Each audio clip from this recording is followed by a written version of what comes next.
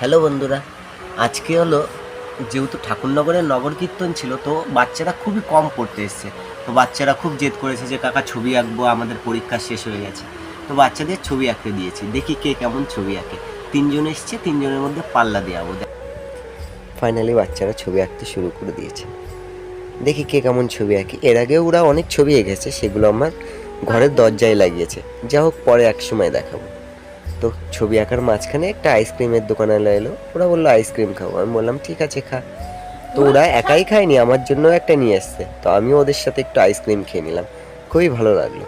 আমি চেটে পুটে খেয়ে নিলাম আইসক্রিমটা। যাই হোক, বাচ্চারা ছবি আঁকছে, কার ছবিটা ভালো হয় সব থেকে অবশ্যই জানিও। তো এরা ছবি ফাইনালি রং করে আমাকে দেখাচ্ছে। যাক বন্ধুরা, যারা আমার চ্যানেলটা সাবস্ক্রাইব করনি অবশ্যই সাবস্ক্রাইব করে দিও। তোমাদের লাইক সাবস্ক্রাইব আমার একটা জীবন বদলে দিতে পারে। যাই হোক বন্ধুরা, টাটা।